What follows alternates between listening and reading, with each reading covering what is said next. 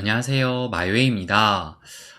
그러면 또 오늘의 이 암호화폐 시장을 보시면, 보시는 것처럼 좀 전반적으로 붉은색을 보이면서 좀 약세로 가는 것처럼 보이긴 하지만, 그래도 요 지금 등락폭을 보시게 되면 뭐 1% 내외로 지금 뭐 그렇게 큰 하락은 보이는 것이 아니기 때문에 사실 그렇게 큰 변동은 나타나고 있지 않은 상황이에요. 어떻게 보면 좀 의외로 이 암호화폐 시장은 잘 선방하고 있다라고 보여지는 건데, 그거는 조금 뒤에 다시 한번 말씀을 드리기로 하고, 이 비트코인 차트를 보시면 뭐 여전히 지금 이 큰 삼각 수렴 안에서 어제도 역시 뭐 그렇게 큰 변동이 없이 1% 미만의 살짝 음봉으로 마감을 한 뒤, 또 지금은 조금 더 올라가지고 26.2K 선을 보이고 있고, 그러나 보시는 것처럼 이 거래량은 시간이 갈수록 점점 더 낮아지고 있는 그런 모습을 지금 보이고 있습니다. 뭐 이러다 보니 지금 이 비트코인을 비롯한 암호화폐 시장이 좀 아슬아슬한 줄타기를 하고 있다라고 보여지는데, 왜냐하면 아무래도 이 자산 시장의 좀 바로미터라고 볼 수 있는 이 미증시가 보시는 것처럼 어제 이렇게 또 피바다가 됐습니다. 그러니까 전날에 뭐 큰 폭은 아니었지만 그 하락세를 끊고 상승을 했었는데, 이것을 하루 만에 또 하락 반전시켰다라는 거예요. 그래서 요 뉴욕의 3대 지수가 어떻게 되었는지 한번 살펴보게 되면, 보시는 것처럼 뭐 다우나 S&P 500, 나스닥 모두 1%가 넘는 이런 하락을 보였고, 또 유럽 증시 역시 뭐 주요국 대부분이 보시는 것처럼 이 파란색의 하락을 또 보였다라는 것을 알 수가 있어요.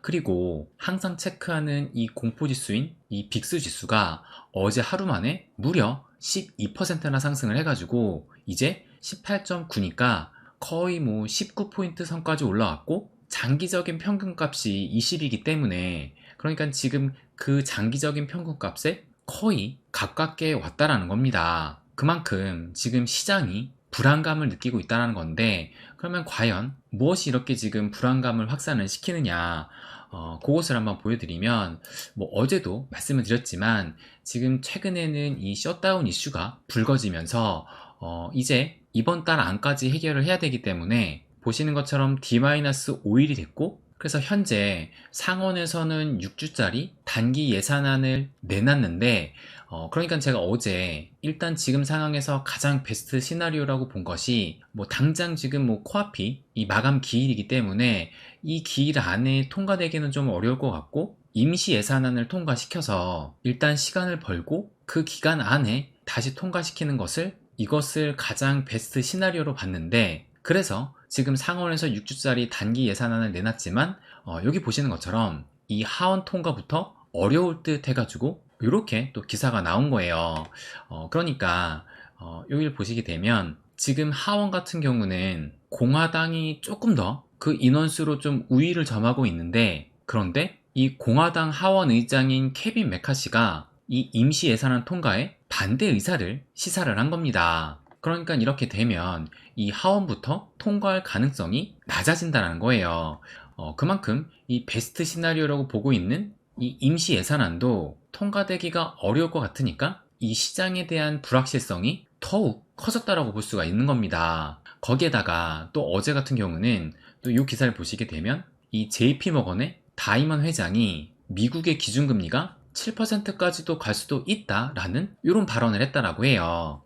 그러면서 어제 이 인도 뭄바이에서 한 언론 미디어하고 인터뷰를 가졌는데, 뭐라고 얘기를 했냐면, 세계는 연방준비제도, 그러니까 연준과 스태그플레이션, 그러니까 인플레이션도 아니고 물가는 상승을 하는데 경기 침체를 겪는 이 스태그플레이션으로 기준금리를 7% 가까이 올리는 최악의 시나리오에 대비하지 못했을 수도 있다라고 언급을 했다라고 해요. 그러면서 기준금리가 5%에서 7%로 가는 것은 3%에서 5%로 가는 것보다 경제에 훨씬 더 큰 고통을 줄 것이다 라고 발언을 했는데, 이렇게 좀 매파적인 발언을 하니 아무래도 이것이 또 시장에 영향을 줄 수밖에 없었다라고 보여집니다. 그러니까 이 JP모건 같은 경우가, 제가 지난 영상에도 한번 말씀드렸지만 이 JP모건 같은 경우는 민간 연준이라고 또 불리고 있어요. 뭐 이제는 여러분도 잘 아시겠지만 연준의 그 뒷배경을 보게 되면 이 JP 모건이 이 미국의 최초의 역사부터 상당히 깊숙이 또 자리 잡고 있습니다. 그래서 단적인 예로 올해 3월에 이 은행위기가 나왔을 때만 해도 결국에는 이 JP 모건이 나서가지고 또 퍼스트 리퍼블릭 은행인가? 그 은행을 인수를 하면서 실질적으로 구원투수의 역할을 또 수행하기도 했어요. 그래서 연준 뒤에는 이 JP 모건이 있는 것이고, 그렇기 때문에 이 JP 모건 회장의 말은 연준이 하는 말과 상당히 그 결이 좀 비슷하다라는 것을 또 느끼실 수 있을 겁니다. 그래서 제가 전에도 한 번 더 말씀드렸던 것이, 지금 현재 블랙록은 이 비트코인을 인정을 했지만 아직 이 JP 모건의 다이먼 회장은 여전히 이 암호화폐 시장과 특히 이 비트코인을 부정적으로 보고 있는 상황입니다. 그리고 이 JP 모건의 입장은 지금 연준과의 입장과도 또 비슷한 거예요.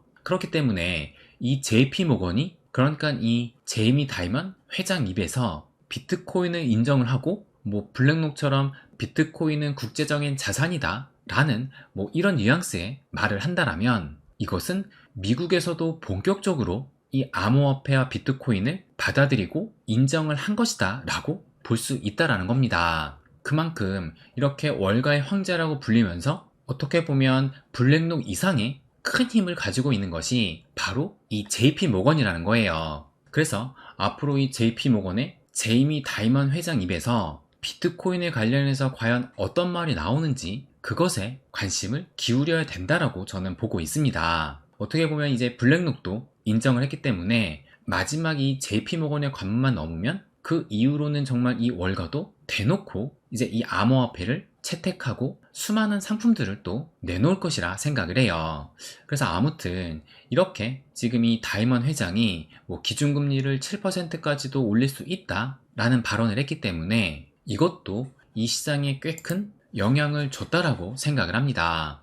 그래서 지금 미 증시 같은 경우가 요걸 보시게 되면 이 S&P 500 같은 경우가 지금 이 9월 한 달 동안 무려 5%가 넘는 하락을 하고 있고, 그리고 이 나스닥 같은 경우도 보시는 것처럼 이제 채널 상단 거의 끝부분까지 내려오면서 마이너스 6.9%니까 거의 7% 가까이 9월 한 달 동안 하락을 한 겁니다. 그래서 정말 이 미 증시 같은 경우는 전통적으로 이 9월이 약세달이었는데 이번에도 그것을 다시 한번 증명을 했다라고 좀 볼 수가 있고, 그런데 이 비트코인 같은 경우는 이걸 보시게 되면 현재 이 비트코인은 보시는 것처럼 9월 동안 하락이 아니라 그 상승폭이 뭐 기존에는 한 4%였는데 지금은 좀 1%대로 내려오긴 했지만 그래도 하락이 아닌 상승을 또 보여주고 있는 겁니다. 그래서 아무래도 뭐 7월달, 8월달에 계속 보시는 것처럼 하락을 해왔기 때문에 어떻게 보면 좀 미리 매를 맞았다라고 볼 수가 있고, 그래서 아직까지는 좀 잘 버텨줬다라고 생각이 들어요. 그럼에도 지금 뭐 미 증시가 워낙 불안한 모습을 보이고 있기 때문에 이것이 좀 장기화가 된다라면 아무래도 이 암호화폐 시장에도 부정적인 영향을 끼칠 수밖에 없다라고 또 생각이 듭니다. 그래서 이 불안감이 좀 지속되고 있는데 그런데 요 트윗을 보시게 되면 그 불안감이 좀 다소 사라지지 않을까 해서 한번 좀 보여드릴게요. 뭐라고 써있냐면은 이와 같은 블랙스완 이벤트도 이 비트코인을 12,000달러로 끌어내리지는 못했다 라고 얘기를 하면서, 그 블랙스완 이벤트가 테라 루나 사태, 또 3AC 청산, 셀시우스 붕괴, 블록파이 붕괴, 보이저 디지털 붕괴, 또 FTX 거래소 붕괴, 제네시스 파산 신청, 그러니까는 DCG를 말하는 거죠. 그리고 암호화폐와 싸우는 SEC라고 하면서 또 이보다 어떤 일이 더 일어나야 될까라는 그런 뉘앙스로 지금 말을 하고 있는 겁니다. 그러니까 작년 한 해 동안 이렇게 어마어마한 일들을 다 겪었는데도 그래도 뭐 12,000달러는커녕 15,000달러 밑으로도 또 떨어지지는 않았습니다.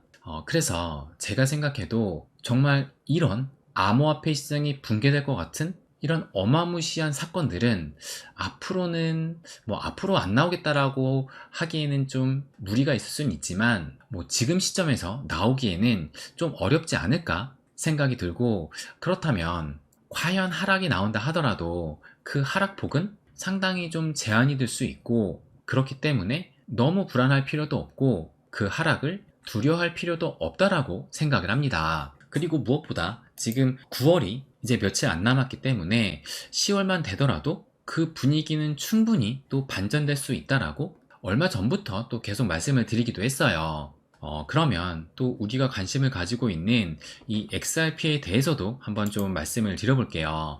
그래서 이 XRP 차트를 한번 보시게 되면 다행히 이 XRP는 그래도 이 0.5달러 부근에서 뭐 큰 변동성 없이 뭐 위아래로만 좀 움직이고 있는데 그래서 올 초부터 이어진 이 상승 추세선을 지난번 하락으로 이렇게 좀 무너지긴 했지만 그래도 이 상승 추세선 가까이 움직이고 있으면서 그나마 좀 긍정적으로 보는 것은 이걸 보시게 되면 이때 급락을 하고 거의 0.45달러 밑까지도 떨어졌었는데 그 이후로 이 저점은 계속 올라가고 있다는 점이 그나마 좀 긍정적이다라고 생각을 해요. 그래서 아무래도 이 XRP도 비트코인의 영향을 또 안 받을 수가 없을 텐데 그런데 이 XRP만의 또 주요 이슈가 하나 있잖아요. 바로 이 법원의 최종 항소 여부가 결정이 되는 그 판결을 또 기다리고 있습니다. 그래서 지금이 뭐 9월 이제 말이기 때문에 이 법원에서 결정이 나올 때도 충분히 됐다라고 볼 수 있고 만약에 지금 9월 말까지 안 나온다라면 10월에 나올 가능성은 매우 또 높을 거예요. 그래서 지난 7월에도 이 약식 판결이 그때 한국 시간으로 밤에 전혀 생각하지 못한 그 순간에 또 나왔기 때문에 이번에도 어느 날 갑자기 또 나올 가능성이 크다고 또 보여집니다. 그래서 만약에 이 법원으로부터 항소 기각이 나온다라면 지금 이 위치에서 채차 이 1달러로 향하는 그 움직임에 탄력을 받을 수 있을 거라 생각을 합니다. 그리고 오늘이 9월 27일인데 이 트윗을 보시게 되면 9월 29일 이제 한 이틀 정도 남았는데 이 리플사가 뉴욕에서 약식 판결 나온 것에 대해 뭐 기념 파티를 또 한다라고 발표를 했었습니다. 그런데 지금 이 커뮤니티에서 돌고 있는 얘기가 이때 9월 29일 요 파티 때 이 리플사가 뭐 어떤 것을 발표할 수도 있다라고 해서 이 루머로 지금 돌고 있는 것이 여기 보시는 것처럼 리플이 IPO 그러니까 공개 상장 관련해서 발표를 한다거나 아니면 미국의 은행에서 이 XRP를 사용하는 것에 대해 또 발표를 한다거나 아니면 SEC와 리플 간에 지금 뭐 여긴 정산이라 나오는데 정산이 아니고 합의 그러니까 뭐 합의 발표를 한다거나 아니면 주요 파트너십 아니면 프라이스 액션이라고 해가지고 뭐 가격을 좀 끌어올리는 그것에 관한된 뭐 조치라든지 발표가 있지 않을까 뭐 이런 지금 소문이 돌고 있는 상황이에요. 그런데 제가 보기에는 좀 이 내용들이 뭐 이런 파티에서 발표하기에는 너무나 큰 이슈이기 때문에 만약에 있다 하더라도 뭐 주요 파트너십 발표 정도만 있을 수 있지 않을까 생각을 좀 해요. 그리고 만약에 진짜 이런 기대감이 컸다라면 아마 이 기대감 때문에 이미 이 리플의 가격이 좀 상승을 했어야 된다라고 생각을 합니다. 그런데 뭐 지금 전혀 그런 가격적인 상승이 없었기 때문에 그만큼 뭐 이것은 그냥 루머로만 생각을 하고 이것에 대한 기대도 실질적으로는 그렇게 크지 않다라고 좀 생각을 좀 해야 될 것 같아요. 그래서 아무튼 이 뉴욕 기념 행사도 9월 29일 이제 코앞으로 다가온 만큼 또 우리 추석 연휴 동안에 요 이벤트가 있기 때문에 과연 또 무슨 일이 일어나는지 혹시 무슨 발표가 있지 않은지 뭐 큰 기대보다는 그냥 지켜보는 마음으로 한번 기다려보면 어떨까 또 생각이 듭니다. 네, 그럼 오늘은 여기까지 하겠습니다. 항상 제 이야기 끝까지 들어주셔서 감사드립니다. 부자가 되는 길, 마이 웨이.